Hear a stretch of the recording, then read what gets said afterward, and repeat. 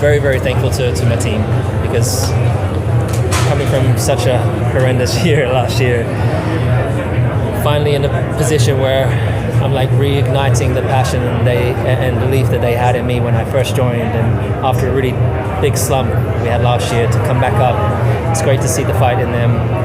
They're doing a fantastic job, and we've got a lot of work to try and close that gap.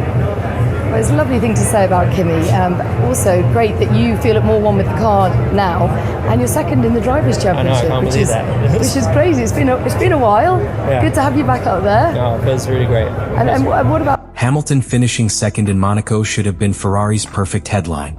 But the radio message, the interview, and the timing of it all made the podium feel much more dangerous than a celebration. Because Lewis Hamilton did not just give Ferrari a result. He gave them proof. Proof that the SF26 can fight at the front. Proof that his move to Ferrari is not just marketing. Proof that one side of the garage may already have found the direction this team needs. But here is the shocking part. While Hamilton was standing on the podium, Charles Leclerc's Ferrari was already the warning Ferrari could not ignore. One red car finished second. The other exposed a problem that could shake the whole team. And now Hamilton's calm reaction after the race may be the most important clue of all, because he sounded less like a driver celebrating a miracle, and more like a champion who knows Ferrari have finally given him something real. But if Hamilton has found the answer, what does that mean for Leclerc? And what does it mean for Ferrari if the driver who just arrived is suddenly the one pointing the team's future forward? Subscribe to the channel. Monaco does not reward normal confidence. It demands something deeper. A driver cannot arrive there with 90% trust in the car. 90% is not enough when the walls are that close, when the braking zones are that narrow, and when one tiny hesitation can destroy an entire weekend. That is why Hamilton's second place mattered so much. Not because second place is a miracle by itself. Lewis Hamilton has stood on podiums before. He has won titles. He has lived under pressure for most of his career. He knows what it feels like when a result is good but not complete. But this one was different. Because this was Monaco. And this was Ferrari. A new chapter. A new car. A new team dynamic. A new garage full of expectations that were never going to wait politely for him to settle in. From the moment Hamilton arrived at Ferrari, the world was watching for one answer. Was this move real? Not romantic, not symbolic, not just a picture of a legend in red. Real. Could Hamilton actually arrive in Maranello, understand the car, guide the team, and deliver something meaningful before the season slipped away? Monaco gave the first serious answer. And it was not whispered. It was written in second place. But here is the part that made the result so powerful. Hamilton did not look like a driver surviving a Ferrari. He looked like a driver beginning to understand one. That difference matters. A driver can drag an uncomfortable car to a result once. Champions do that. They suffer quietly, cover the weakness, and take the points. But Hamilton's weekend carried a different feeling. The car looked alive underneath him. The rhythm looked stable. The race pace looked controlled. And after the finish, the way he spoke about the car suggested something Ferrari desperately needed to hear. This was not luck. This was direction.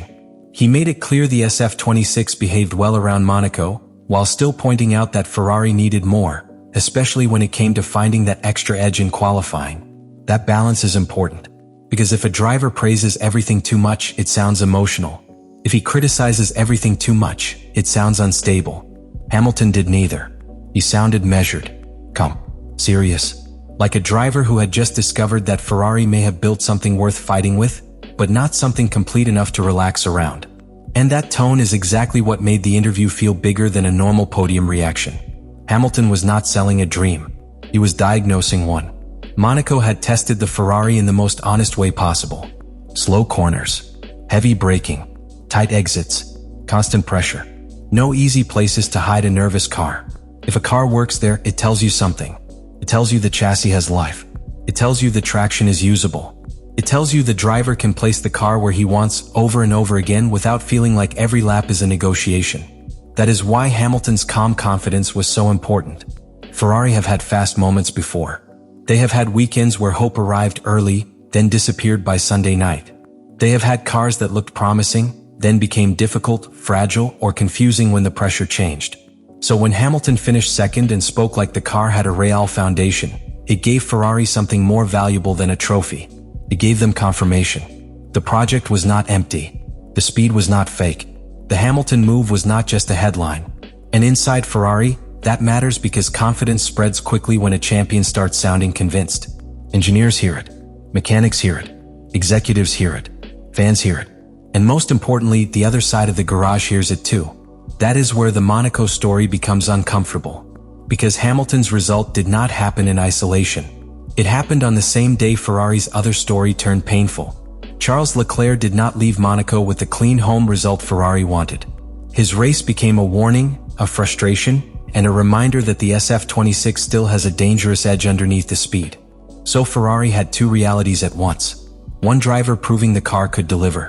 One driver showing that the same project could still bite. That contrast is impossible to ignore. And it makes Hamilton's interview more powerful, because every positive word about the car landed next to the question Ferrari did not want to face. If the SF26 behaved well for Hamilton, why did it become so difficult for Leclerc? That is not a small question. It is the kind of question that follows a team into meetings, data reviews, and setup discussions long after the podium photos are finished. Because Formula One is not only about building one fast car. It is about building a fast car that both drivers can trust. And trust is the hidden currency of Monaco. Think of it like walking through a crowded room while carrying a glass filled to the very top. You can move quickly only if every step feels predictable. If the floor suddenly shifts under one foot, you slow down immediately. Not because you forgot how to walk, but because your body no longer believes the ground. The real tension begins when Ferrari starts asking why one side of the garage looked ready for the future, while the other left Monaco searching for answers. And then the real question began to take shape. Because Hamilton's second place was not only a result Ferrari could celebrate, it was a result Ferrari had to explain. That sounds strange at first, because when a 7-time world champion finishes on the podium in Monaco, the explanation should be simple. He drove well. The team executed. The car had pace. Ferrari scored big points. But Formula One is rarely that clean. Especially not at Ferrari. Because Hamilton's podium did not arrive in a calm weekend. It arrived in the middle of a technical mystery, an emotional shock, and a direct comparison with Charles Leclerc that made the entire garage feel heavier. The moment Hamilton spoke after the race, every word carried two meanings. One meaning was obvious. Ferrari had built a car that could fight. The other meaning was more uncomfortable. Maybe only one side of the garage had found the right way to unlock it. And that is where the story becomes dangerous. Because Hamilton did not sound like a man surprised to be second. He did not sound like someone who had escaped with a lucky result. He sounded like a driver who had discovered a foundation, a base, something Ferrari could build from. That matters because Hamilton has driven enough winning cars to know the difference between a lucky weekend and a real platform. He understands when a car has genuine potential. He understands when a result comes from chaos and when it comes from repeatable pace. Monaco was not only chaos for him, it was controlled. And control is everything. If a driver finishes second at Monaco while constantly fighting the car, the reaction after the race sounds different. The voice is more tense. The praise is more careful. The body language says relief more than belief. But Hamilton's message around the SF26 was that the car behaved well. Not perfectly, but well. And that single idea created pressure in every direction. Because if the car behaved well for Hamilton, then Ferrari had to ask why it did not give Leclerc the same confidence. This is the split at the heart of the weekend. Hamilton's interview gave Ferrari validation. Leclerc's crash gave Ferrari evidence of a weakness. And both were true at the same time. That is what makes this story so gripping. It is not a simple tale where Ferrari failed or Ferrari succeeded. They did both. One red car made the podium. The other became the warning. One driver gained authority. The other left with frustration. One side of the garage looked like the future was arriving. The other looked like the past had returned, with all the heartbreak, all the pressure, and all the unanswered questions that follow Leclerc around Monaco. But here is what most people missed. Hamilton's second place did not just prove he could adapt to Ferrari. It may have proved Ferrari had already started adapting to him. That is a huge difference. When a driver joins a new team, the first story is always about adaptation. Can he understand the systems? Can he work with the engineers? Can he handle the culture? Can he translate what he feels in the cockpit into something the team can actually use? For Hamilton, that question was enormous. He was not joining any team. He was joining Ferrari. A team where history is everywhere. Where pressure does not arrive quietly. Where every result becomes emotional and every weakness becomes public. So the early expectation was that Hamilton would need time. Time to settle. Time to learn. Time to become fully comfortable with a car developed around ideas that were not originally his. But Monaco suggested something different. Maybe the learning phase was already turning into the influence phase. And once that happens, the whole team dynamic changes. Because Hamilton is not just another experienced driver. He is a driver with championship habits. He knows how to identify a weakness and push a team toward fixing it. He knows how small changes in braking, balance, and energy deployment can turn an uncertain car into a weapon. He knows that a car does not need to feel easy, but it does need to feel honest. That word matters. Honest. An honest car tells the driver what it is going to do. Even if it is difficult, even if it moves around, even if it asks for bravery, the driver can live with it as long as the response makes sense. A dishonest car is different. A dishonest car changes its answer at the worst time. It gives confidence in one corner, then takes it away in the next. It feels good until the driver asks the final question under braking. And that is where Monaco becomes brutal. Because Monaco does not allow a driver to ask twice. If the answer is wrong, the wall answers instead. Hamilton's results suggested that, on his side, the Ferrari was honest enough. Leclerc's experience suggested that, on his side, it was not. That is why the braking discussion became the hidden center of the weekend. To a casual fan, brakes sound simple. The driver presses the pedal. The car slows down. The corner arrives. The driver turns. But in a modern Formula One car, especially with an aggressive hybrid system, the act of slowing down is much more complicated. The car is not only using its mechanical brakes. It is also managing energy recovery, shifting forces through the rear axle, and trying to harvest power while keeping the car stable. Think of it like trying to stop a shopping cart while someone is also pulling it backward to charge a battery. If the pull is smooth, you barely notice. If it changes suddenly, the cart feels strange in your hands. Now imagine that feeling at racing speed in Monaco with barriers waiting inches away. That is why a braking issue is not just a technical headache. It is a trust problem. And trust, once damaged, does not return because a spreadsheet says it should. It returns when the driver feels the car behave correctly again. Corner after corner. Lap after lap. Under pressure. That is the mountain Ferrari now has to climb with Leclerc. But Hamilton's podium makes the climb more complicated. Because the team may already have a direction that works. The source material points to different brake configurations between the two cars, with Hamilton reportedly using a newer direction that appeared to help stabilize some of the problems. That detail changes everything. Because if Hamilton's direction is the better one, Ferrari has to move toward it quickly. But moving toward Hamilton's direction creates another problem. It strengthens his voice inside the team. That is not unfair. That is Formula One. The stopwatch gives power. The data gives power. A Monaco podium gives power.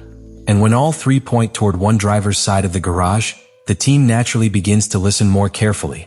This is where Ferrari must be careful. Because Leclerc cannot be made to feel like the solution is simply to become Hamilton. That would be a mistake. Drivers do not all need the same feeling. Some want a sharp front end. Some want a calmer rear. Some can live with instability on entry. Others need absolute confidence before they attack the braking zone. A great team does not erase those differences. It builds a fast car with enough range for both drivers to reach the limit. That is the challenge now. Ferrari may have found a stronger technical direction through Hamilton, but they still need to translate that direction into something Leclerc can trust. If they do not, the problem becomes bigger than Monaco. Because Leclerc's crash was not just physical damage. It was narrative damage. Before the race, the story could have been Ferrari rising together. Hamilton adapting. Leclerc fighting at home. Two red cars putting pressure on the front. But after the crash, the story changed. Hamilton was the calm veteran. Leclerc was the wounded home hero. Hamilton was the proof. Leclerc was the question. That is emotionally dangerous. Not because Leclerc cannot recover. He absolutely can. But because in Formula One, stories become pressure. Pressure becomes overdriving. Overdriving becomes mistakes. Mistakes become louder stories. And suddenly, a driver is no longer only fighting rivals. He is fighting the version of himself people have started to describe. That is especially unfair in Leclerc's case, because the evidence around Monaco suggests his discomfort was not imagined. He had already been talking about braking confidence. He had already felt something wrong across recent weekends. And after the crash, the discussion did not point simply to a broken track surface or a careless mistake. It pointed back to the car. That is why Ferrari cannot handle this like public relations. They cannot just praise Hamilton, comfort Leclerc, and move on. They have to fix the feeling. Because the feeling is the performance. A driver who trusts the brake pedal can brake later. A driver who trusts the rear axle can turn in harder. A driver who knows the car will respond can attack qualifying with the kind of commitment Monaco demands. But a driver who doubts the car brakes earlier, protects more, and leaves speed unused. That speed may not show up as a dramatic failure every time. Sometimes it hides as 2/10 lost here. A small hesitation there. A setup compromise that costs tire temperature. A qualifying position that changes the entire race. That is why Hamilton's second place was such a powerful signal. It showed what happens when Ferrari's speed becomes usable. But Leclerc's weekend showed what happens when the same speed becomes uncomfortable.